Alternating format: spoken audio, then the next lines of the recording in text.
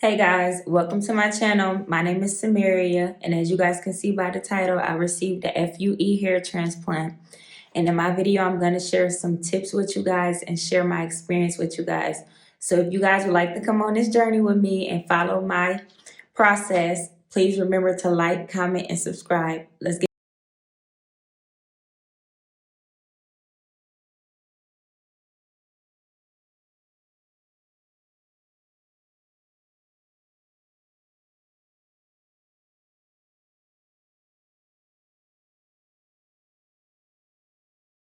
So like I was telling you guys, I received the FUE hair transplant.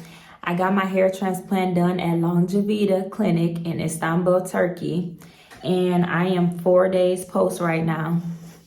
So guys, once I figured out that I was seriously going to get a hair transplant, I started doing research. And of course, I looked in the US first, but the prices were way too high. So I started looking up YouTube videos and I seen some women went to Longevita Clinic and they have really good results. But I'm not gonna lie, guys, I didn't even end up going with Longevita Clinic at first. I went with this place called Heba Clinic that's also in Turkey. And I got my flight and everything to go with that place.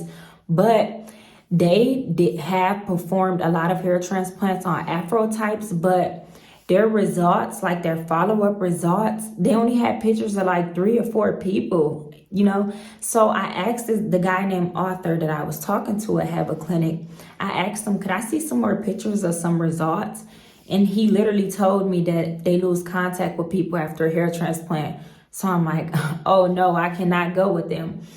So I ended up going with Longevita because, I was just like, I seen a lot of women had bad experiences and I'm traveling down there by myself. So I didn't want to have a bad experience or be mistreated. But at the end of the day, it's the results that matter. So if I had 1 or 2 days of a bad experience, if my results were there, it's just like, it is what it is, I guess. So I started doing my research on them like very heavily because I still just had to make sure. So then once I was sure, I went on their website and I just filled out some information, like put my name, sent my name and things and my number. And then it's basically you're requesting a consultation. So then I requested a consultation.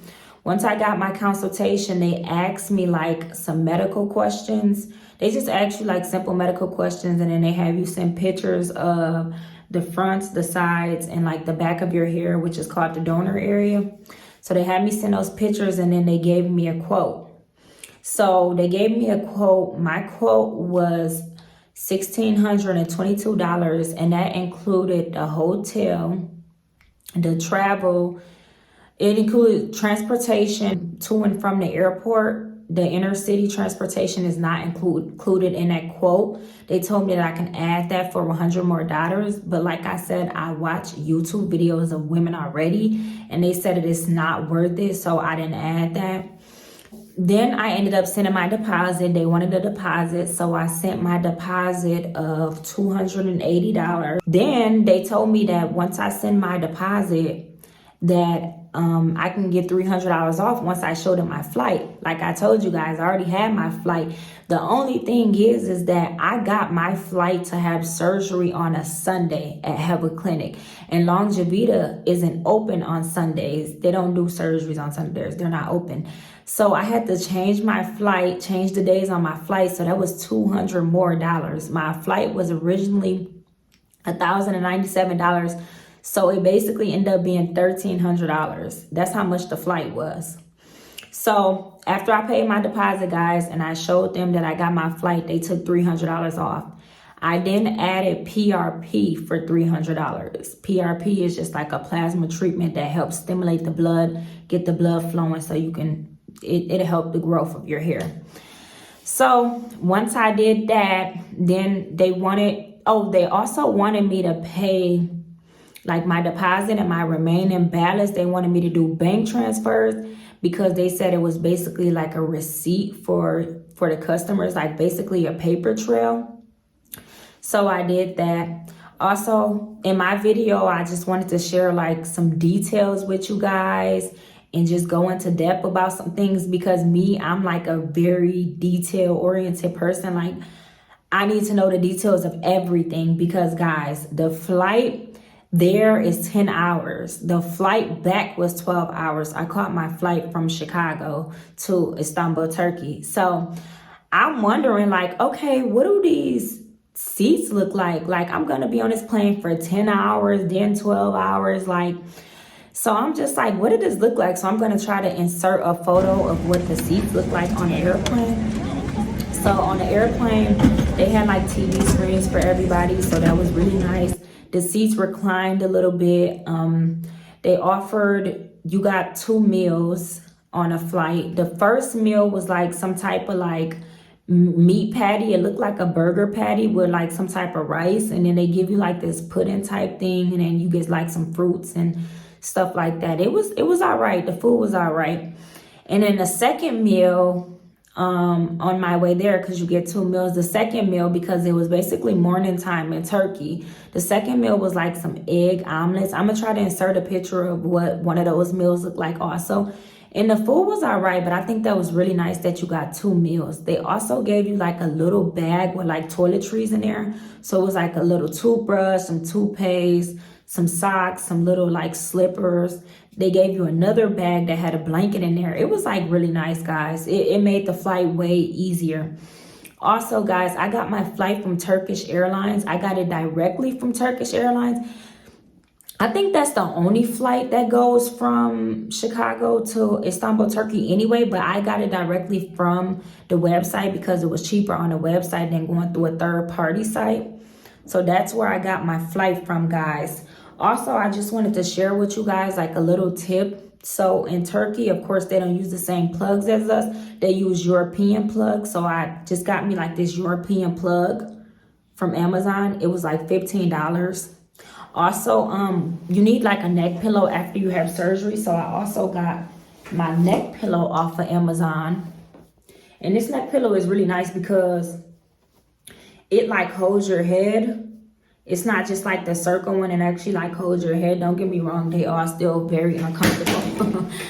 But yeah, so I got my flight. Once I arrived into Turkey, I exchanged my money. So I went to go exchange my money for the Turkish lira because like I told you guys, I only got the transportation from the airport to the hotel. I didn't get the transportation from the hotel to the clinic, so I had to use taxis. I just downloaded, they told me to download like this Uber app or whatever, so I downloaded that and I just used taxis, and each taxi was like 50 to 60 pounds, which I think that's only like $8 American or whatever.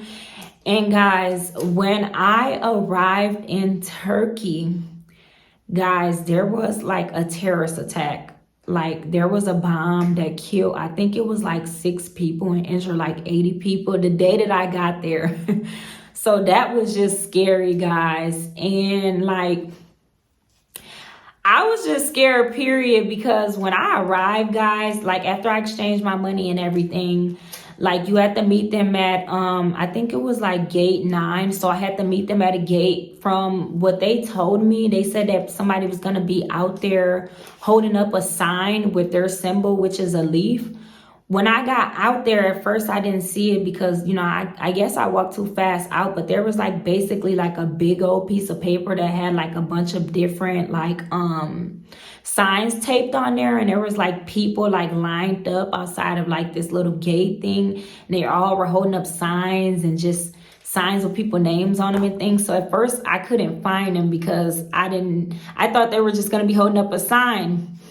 So I ended up seeing the leaf or whatever. So I walked up and there was these 2 guys that were kind of like younger. And I told them like Longevita, and they were like, yeah.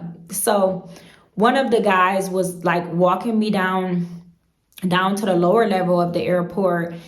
Well, we were getting on the elevator. He was taking me down there. And I was like, because I'm a very skeptical person. Like, I'm very skeptical. So I'm like, well, could you show me something that got my name on it or something? So guys, this guy like literally got upset. Like you could tell in his face that he got upset. And I'm like, well, you should understand. So he showed me something with my name on it. And then when we got to the lower level, me and him, like we had walked up to this guy. He just walked up to this guy with this van, right?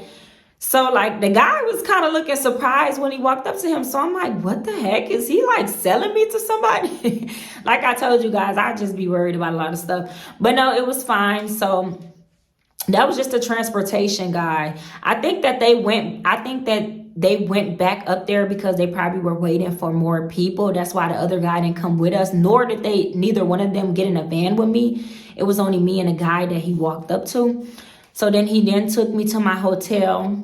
I got out the taxi. I kind of thought that he was going to go in because like they dealt with all the hotels and things. So I didn't like have to register or anything. So I kind of thought that he was like going to walk in with me. But all I did was like walk in and they asked me for my passport. Now they did say that you were going to need to leave a credit card on file, but they didn't even end up asking me for a credit card. I just gave them my passport, and like this nice guy at the hotel, like he was younger, he just like walked me up to my room and took me up there. And I was kind of nervous because it seemed like I was the only person on that floor. So once I got to my hotel, I just kind of like settled in, and I'm like, of course I need a shower and things, and I'm just trying to relax.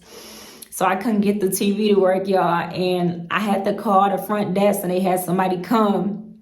And so the way that their hotels work there, and it was just a Holiday Inn, guys. They say in your quote that it's a 5-star hotel, but it's not a 5-star hotel, guys. But I mean, it's nice. It's not bad. I'll try to insert a photo of that too. This is the hotel room. Yeah, so the way that their hotels work is like your room key, like you have to put it in like this little slot thing in a wall to make the electricity work in your room. So after the guy left, after he fixed my TV, I took the key out the wall because I'm like, no, they're not about to give me. And that's what made the electricity work. So like all the power went off in the room, and I was gonna walk out the hotel door, but I'm like, no, that's what they want me to do so they can grab me. So I called my mom. I was panicking, and I called the front desk again, and he was just like, okay, I'm gonna send somebody back up there. So somebody came back up there, and they were like looking around to see like what the problem was. And he was like, where's your key? And he put my key back in the wall, and it started working again. So that was the first night when it was time to go have surgery at the clinic, guys. Well, I couldn't even really sleep that night because I was so nervous. So when it was time to go have surgery, guys, I got up, I went to go have breakfast because they want you to eat really good because they don't want to stop between surgery.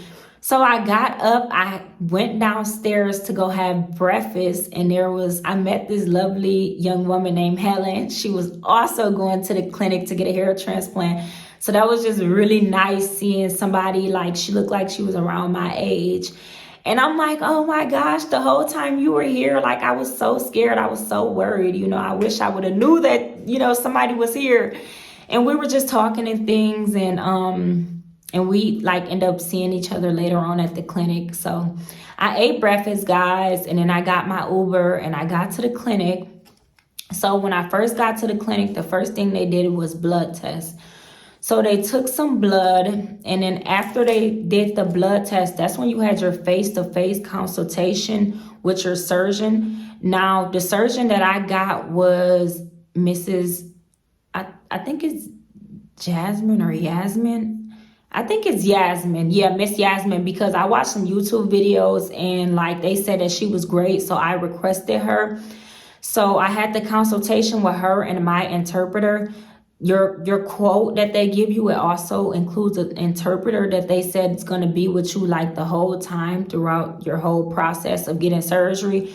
She wasn't really with me the whole time, but I wasn't too worried about it. So, I mean, I was doing fine, so it was okay. So I had my consultation with my interpreter and my surgeon, and that's where your surgeon draws your hairline and see if you like it.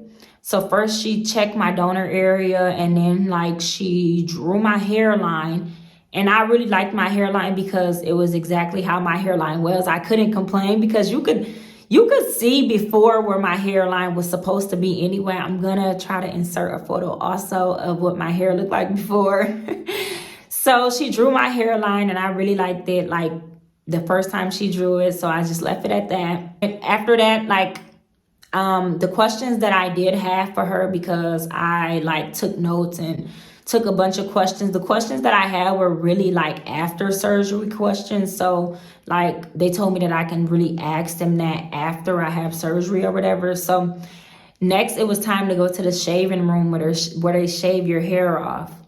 Now, you can keep like your hair if you want to. I mean, the donor area that they take your hair from, like the back of your head, you'll have to get that shaved. But if you wanted to, you can keep like your remaining hair that you have left, like in the back and wherever you have hair left. But I didn't want to do that. I wanted to start all over anyway. So when I was getting my hair shaved off, I was kind of feeling a little sad, but I was just so excited to start all over because I do have like some healthy hair processes basically that I do now for me and my daughter's hair. So I was so excited to just start all over from the root.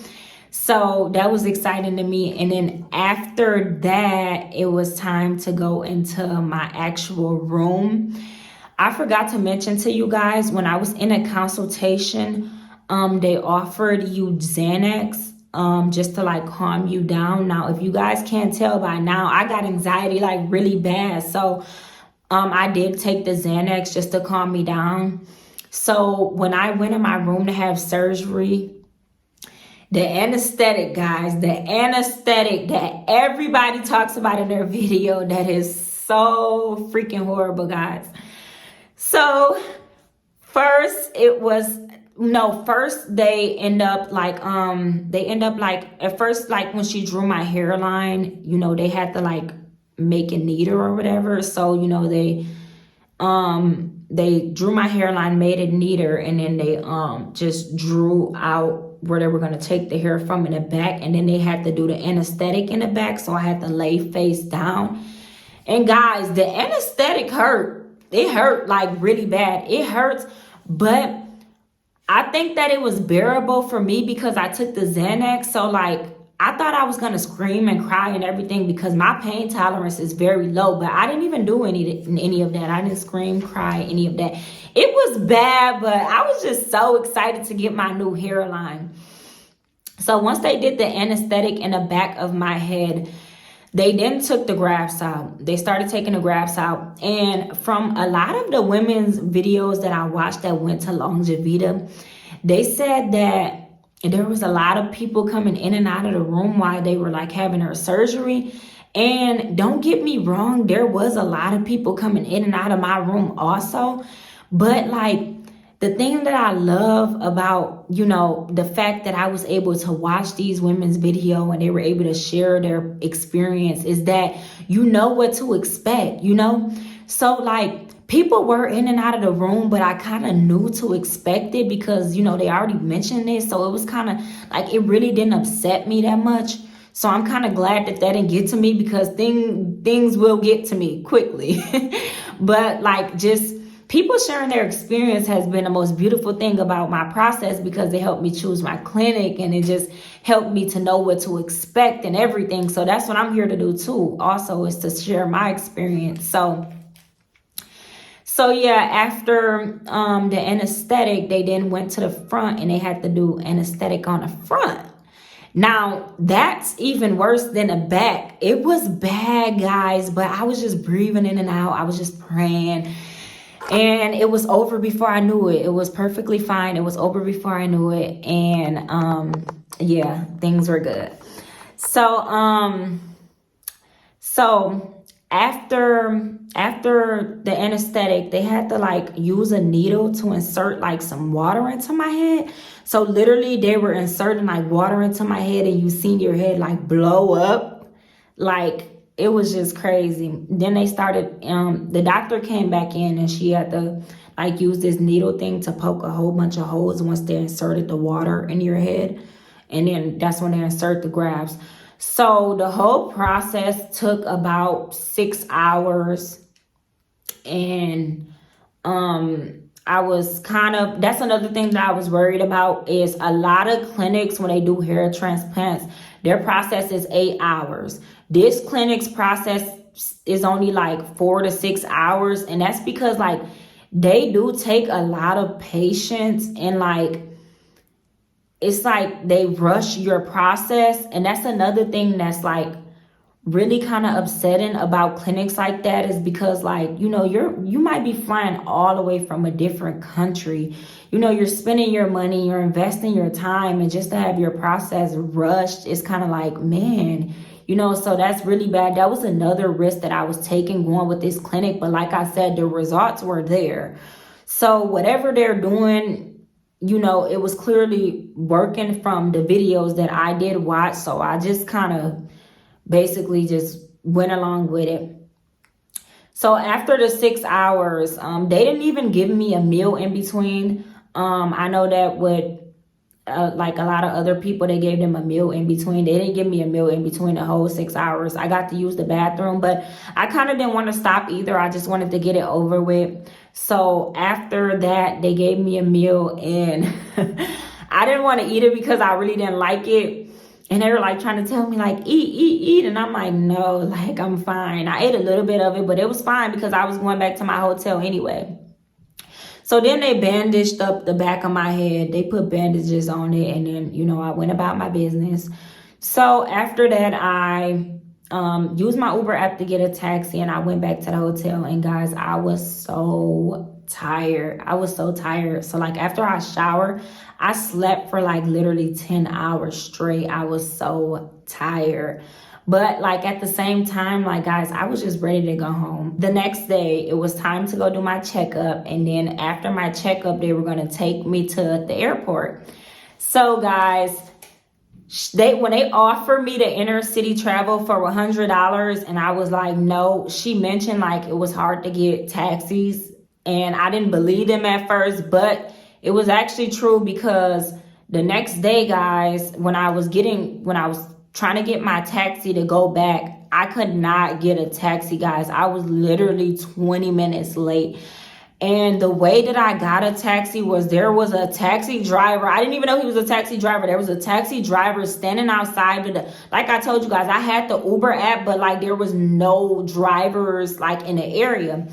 So there was a taxi driver standing outside trying to help me get a taxi. And the whole time he was a taxi driver. So after like we couldn't get a taxi, he just like, he had some keys in his hand. He just jumped inside of a taxi and took me. So like I told you guys, like the taxi rides was only like 50 to 60 pounds, and their money, which I told you guys is only like $8 compared to, they was trying to charge me $100 for inner city travel, and I only needed to go there 3 times. So no. So once I got to the clinic on the second day to do my checkup, now that part was kind of like, that was kind of really unprofessional, because I got there and I thought, from my understanding, because they wash your hair for the first time, I thought from my understanding that they were actually going to use the foam and the shampoo that they use to wash your hair. But the guy basically just like rinsed my hair. He used a saline solution, but that's probably what they used. So he just used like a saline solution, and I had to sit back. That was so uncomfortable. Like, guys, my neck hurted so bad. I'm like, oh my gosh. Like, I just couldn't sit all the way back. I don't know what it was, but so after they did the wash, they took off the bandage or whatever, and I was supposed to meet with my surgeon again to get my questions answered that I was supposed to get answered after I had surgery, the questions that they told me to ask after I had surgery.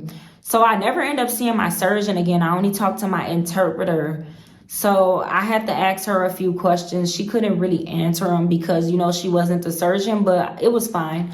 That's when they sent me with my shampoo and my foam. And that's when it was time for me to go back to the airport and go home. So yeah, when I got to the airport, guys, I was looking for the place to check in, and there was so many letters to go to. I didn't even know where to go, guys. So that was kind of stressful. But if you guys do go and have a hair transplant done in Turkey, you have to go to J. Check in at J, guys. That's where all of the United States flights, they check in at. But Guys, that is my hair transplant experience. I hope you guys enjoyed my video. And if you guys would like to follow my journey, guys, remember to like, comment, and subscribe, because I will be posting updates and just keeping you guys along this journey with me. See you later, guys.